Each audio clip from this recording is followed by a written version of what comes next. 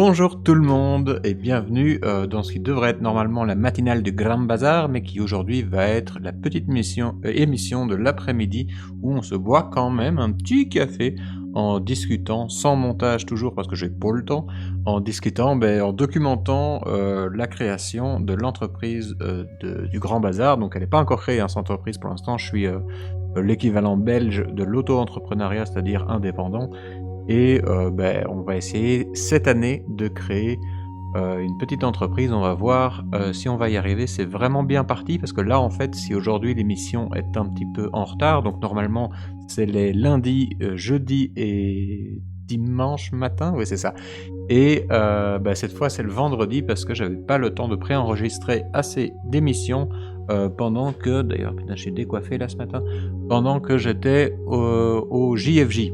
Donc j'étais là ce week-end au JFJ, au salon des jeux et figurines à Sartrouville, et ça a défoncé. Du coup, c'est pour ça que je dis qu'on va vraiment essayer de créer cette petite société cette année, parce que tous les signes sont là, c'est vraiment en train de foncer sa grand-mère. Du coup, on va un peu parler de ça aujourd'hui, de ce salon. En fait, le JFJ, c'est un des premiers salons où j'ai sorti Nexus Keeper. Je me prends un petit coup de café. Désolé pour ceux que ça dérange si je m'interromps en plein milieu de phrase. Et, je dis ça pour Alexandre qui m'accompagnait au JFJ et qui a fait remarquer que ça faisait bizarre pendant qu'il peignait que je m'arrête tout d'un coup au milieu d'une phrase. Je vais te prévenir, Alexandre, je m'arrête. Et ouais, vraiment tous les signes sont là, c'est un truc un petit peu de dingue. Donc en fait, les JFJ, c'était pas le premier salon. Le premier salon où j'ai sorti Nexus Keeper, c'est le Ludigork, mais c'était vraiment un tout petit salon, il n'y a pas beaucoup de monde, donc c'était pas on n'a pas pu vraiment tester beaucoup la vente, bien que même au Ludigork, j'en avais vendu un petit peu. Et c'est au JFJ que j'ai vraiment sorti Nexus Keeper devant un grand public pour la première fois. Et à l'époque, j'avais même fait un petit short, je pense, à la sortie du salon. En fait, j'avais fait quasiment un sold out le premier jour, et j'avais vendu 70 cubes, ce qui était vraiment assez ouf. J'ai fait beaucoup de salons avant le JFJ, et 60, voilà, le chiffre d'affaires que représente 70 cubes par rapport à ce que je pouvais faire même sur un bon salon sur du Warband, c'est pas comparable, donc c'était vraiment un gros up pour moi. Et là, cette année, donc 1 an plus tard, on retourne au JFJ pour, surtout, la première fois est-ce que j'étais tout seul la première fois? Je ne sais plus, je crois que oui. Et la deuxième fois, je suis retourné, cette fois-ci j'y étais en équipe avec Lux, donc Lux Tantor, le sculpteur de Warband, et Alex, donc Matt Studio, qui sont le peintre pro et le sculpteur pro de Warband. Mais cette fois, voilà, j'ai pris 2 gros talents de malade et je les ai collés à la démo de Nexus Keeper, un jeu sur lequel ils n'ont pas encore travaillé. Donc voilà, merci à eux parce qu'ils font vraiment ça par amitié et par passion, donc c'était vraiment cool et on a passé un week-end de ouf. Donc moi j'étais vraiment aux anges de pouvoir passer comme ça de une personne à un stand de 3 où eux ils sont en démo et moi je peux vraiment parler aux gens qui ont des questions, je peux faire la caisse. C'est vraiment super confortable, c'est beaucoup plus efficace, et on a vendu 98 cubes. Parce que ce qui rendait Lux fou de pas avoir vendu les 2 petits cubes supplémentaires. Mais en même temps, il y a eu des commandes pendant qu'on était au salon, donc on a dépassé, en fait, sur un week-end, on a dépassé 100 cubes. Donc voilà, c'est vraiment assez dingue, et c'est comme ça à chaque fois maintenant au salon. Maintenant que j'ai compris un petit peu le public, que j'ai compris comment vendre aussi, j'ai vraiment beaucoup appris sur les techniques de vente. Alors dit comme ça, technique de vente, ça fait un peu marchand de tapis, mais en fait, vraiment, le principe de la vente, c'est tout l'inverse de ce qu'on pense. C'est pas vous fourrer l'article devant les yeux et vous vanter les qualités. C'est à l'inverse, essayer de comprendre chez le client, est-ce qu'il a besoin déjà de cet article, et si ça va se retrouver dans ce que lui il recherche. Donc par exemple, si c'est un peintre, est-ce que Nexus Keeper va correspondre pour un peintre? Est-ce que c'est par exemple, imaginons que le mec c'est un type qui fait du jeu de société et qui aime bien vraiment les gros jeux type Alien ou Imperium, je crois, des gros trucs bien faits. Est-ce que il va trouver son plaisir dans Nexus Keeper? Non. À partir du moment où on a identifié que le client, son kiff c'est vraiment ça, ça sert à rien d'essayer de forcer une vente et de lui refiler des cubes Nexus Keeper, parce qu'après, tout ce qu'on va avoir, c'est un client qui va jouer 1 fois, 2 fois, qui va trouver que c'est de la merde et qui va ensuite faire de la mauvaise pub au jeu parce il va s'être senti un petit peu forcé, en plus ce qui serait vrai. Donc la vente, c'est totalement l'inverse, c'est justement essayer d'identifier les envies du client, de voir si ça peut correspondre, et si ça peut correspondre, alors de proposer la vente. Mais c'est absolument pas d'essayer de forcer. Et ça, c'est vraiment un gros truc que j'ai appris et que j'ai pas appris. C'est pas un truc que j'ai appris naturellement sur le tas. Parce on se dit aussi ouais, que c'est sans doute juste l'expérience qui fait ça. Mais en fait, naturellement, je suis pas ultra bon vendeur. Et du coup, je me suis vraiment renseigné, donc j'ai regardé des vidéos YouTube sur la vente et tout pour essayer de comprendre comment m'améliorer. Donc ça, c'est aussi des petites choses quand on est entrepreneur qui sont un peu vraiment en coulisses, qu'on remarque pas. C'est que si on veut vraiment aller, être sérieux dans ce qu'on fait, eh ben, on doit se former sur ses points faibles aussi parce qu'on a toutes les casquettes. Et c'est beaucoup de travail. Et voilà, du coup là, après quelques années, ben moi je commence vraiment à avoir un petit bagage, de vente, mais donc comme j'explique de vente positive, hein, pas de vous refourguer des trucs. Et ça se ressent sur les salons, mais surtout, le fait d'être une équipe. Donc là, j'avais vraiment une dream team. Non seulement Alex, donc Matt Studio, il a déjà tenu une boutique, donc pour lui, il a tenu une boutique de figurines, donc ça sur Nantes. Donc pour lui, déjà, il avait déjà un bagage de ouf. Et Lux, bah, il a pris ça en main ultra rapidement. Après 2-3 démos, il était lancé et il a battu le record de la plus grosse vente de Nexus Keeper au monde, avec 8 Keepers vendus à la même personne, un papa et sa fille qui étaient très très enthousiastes. Donc voilà, il a bien défendu. J'avais vraiment une équipe de choc et j'aurais vraiment pas pu rêver mieux. Tout le week-end a vraiment été parfait. Donc vraiment, encore une fois, merci à eux. Des bons délires. On s'est pris un petit Airbnb à pas très loin et vraiment c'était assez fun. Moi j'ai essayé d'aller me coucher avant eux à chaque fois un petit peu pour garder un tout petit peu la forme. Mais ouais, on s'est vraiment bien marré. Je noterai particulièrement l'invention du grand bâtard, mon jumeau maléfique que je peux blâmer à chaque fois que je fais quelque chose de mal, que j'ai inventé avec Lux dans le trajet de voiture. Sur le trajet de voiture? En trajet de voiture? Pendant le trajet de voiture.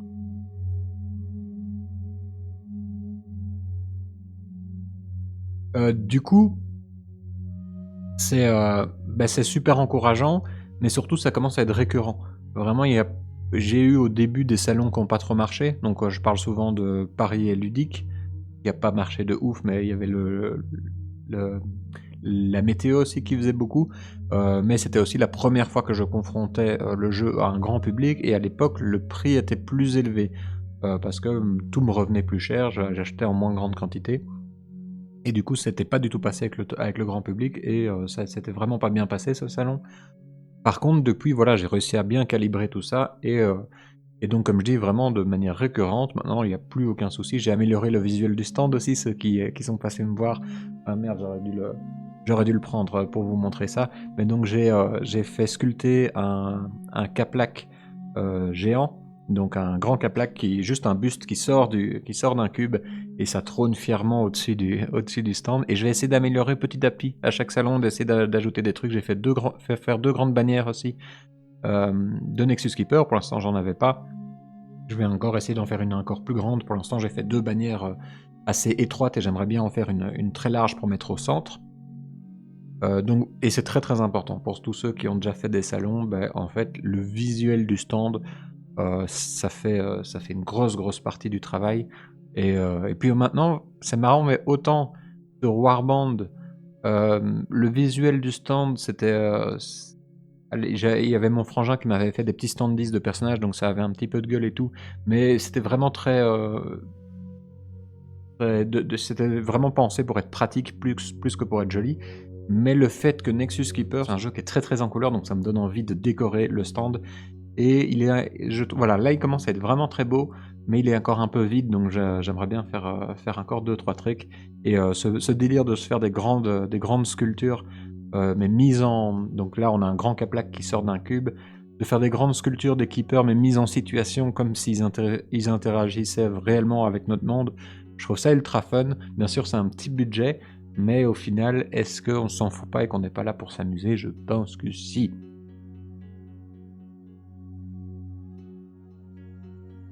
Donc voilà, je n'avais pas amené Warband ou Cloud Arbor avec moi parce que ça prend de la place, que je devais prendre ma Dream Team avec dans la voiture, donc on n'avait pas de la place pour... le gros avantage de Nexus Keeper, c'est que c'est ultra réduit en place, donc je peux prendre 2 personnes avec moi en voiture, plus tout mon bordel pour le stand. Et en plus, pour être tout à fait franc, la dernière fois, je l'ai déjà amené avec moi sur plusieurs salons, là, Cloud Arbor et Nexus Keeper en même temps, et il n'y a pas photo en fait, je fais peut-être une vente de figurines Warband et tout le reste c'est du Nexus Keeper, et surtout il y a très peu de gens qui viennent tester Cloud Arbor ou Warband. Cloud Arbor, quelques personnes l'ont testé avec Fred, parce que Fred était vraiment là pour ça, pour faire...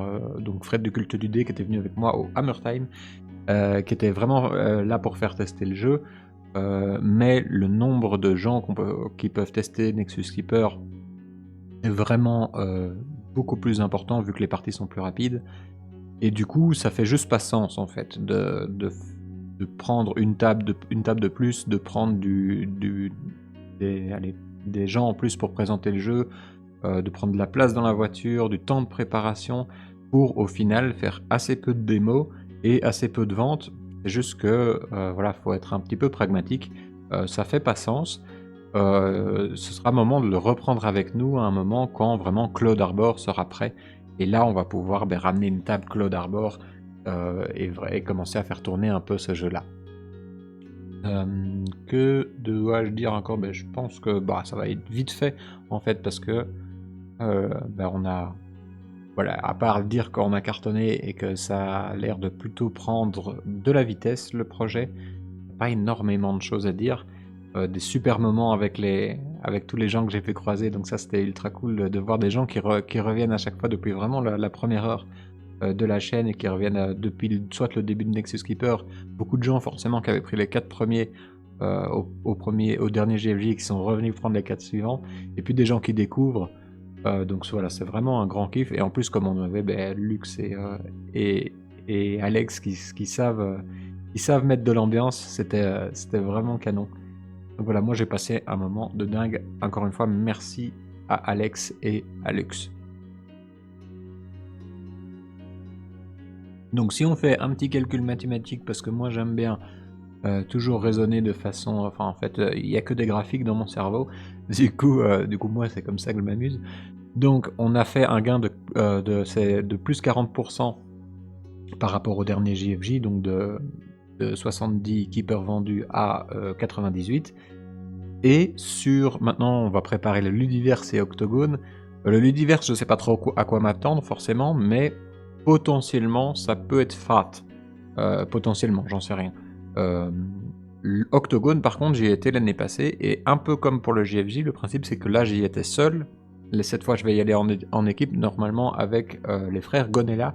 Denis Gonella qui est sculpteur, qui nous rejoint dans la sculpture de Nexus Keeper, et je l'espère Attends, je dis peut-être des conneries. Est-ce qu'ils viennent avec moi au Ludiverse, à Octogone, ou les deux? Je ne sais plus. Je ne sais plus, mais ils m'accompagnent au moins sur un des 2 salons. Je ne sais plus, peut-être les 2. Et donc voilà, pour le Ludiverse, on va essayer d'être prêt et d'avoir la figurine de Denis Gonella, comme ça il peut faire le reveal directement sur place, et là je la mettrai pas en ligne avant, donc ce sera vraiment sur place qu'il y aura cette figurine, et ensuite on la mettra sur la boutique après le Ludiverse. Normalement, je peux pas encore l'assurer parce qu'il y a l'inconnu de la prod, il faut que tout soit prêt au niveau de la prod. Et d'ailleurs moi après, là dans les semaines à venir, je vais devoir playtester en masse des nouveaux keepers, parce que il y a plusieurs nouvelles sorties que je dois préparer, et j'en prépare plusieurs d'un coup, comme ça j'imprime plusieurs cartes, j'achète plusieurs cartes de personnages en même temps à l'imprimeur pour réduire les coûts, et du coup ça va faire du taf. Donc ouais, c'était ça, je reviens à mon idée de graphique. Donc si on calcule une hausse de 40% et on se dit qu'on va faire plus ou moins pareil à Octogone, Octogone j'en avais vendu 170, un peu moins je crois, 160 et quelques. Donc on va s'approcher des 250 si j'arrive. Ben, là, j'ai booké 2 tables pour Octogone et on va être une équipe de 3. Donc, si on a la même augmentation qu'au JFJ, on pourrait se retrouver à vendre 250 cubes. Si ça se trouve, le Ludiverse, il y a un jour de moins en Ludiverse, donc ça m'étonnerait 250 cubes, mais imaginons que c'est un truc de ouf et qu'on en vend 200. Ça fait que j'ai 450 cubes à préparer pendant les mois à venir là. J'en ai préparé un peu moins de 200 pour les JFJ. Et c'était déjà un peu sport. Donc là, je dois en faire 450. Il y a le mois là, le restant du mois de février et le mois de mars pour me préparer. Et entre les 2 salons, j'aurai encore un tout petit peu de temps pour essayer de rattraper si jamais le Ludiverse a été trop ouf. Mais donc voilà, cette période pour moi, ça va être encore vraiment un truc de ouf au niveau taf. Il va vraiment y avoir, voilà, je vais enchaîner les journées de montage de cubes. Et après ça, j'espère que voilà, si on continue sur cette lancée à faire vraiment des bons résultats avec 2 gros salons, j'espère avoir assez de fonds ou assez de preuves que ça fonctionne. Bon, déjà, c'est un peu le cas, pour pouvoir vraiment lancer les choses sérieuses et commencer à regarder de plus près une production plus industrielle. Et là, on serait lancé. Et là, c'est potentiellement le Grand Bazar devient une vraie entité légale et c'est parti pour une grosse seconde phase de l'aventure. On aura mis des années à y arriver. Comme quoi, il y a vraiment eu beaucoup d'occasions de lâcher. Donc vraiment, le seul vrai, le plus gros défi quand on fait ce genre de projet, c'est de pas lâcher. Surtout comme j'en parlais dans la vidéo précédente, où on est parfois un peu seul face à l'effort. Là, ça y est, on commence à sentir que, à force de galérer à courir tout seul, je commence à avoir une bonne petite endurance et puis tout doucement, les gens commencent à voir que je cours et me rejoignent pour courir avec moi.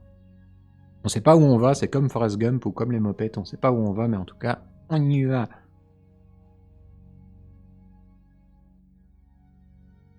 Voilà. Voilà, ça va être tout pour aujourd'hui. Là, je vais essayer de me faire une journée encore un petit peu relax parce que je suis fracassé. Et on va se retrouver du coup dimanche. Est-ce que j'ai déjà un sujet? Pas du tout.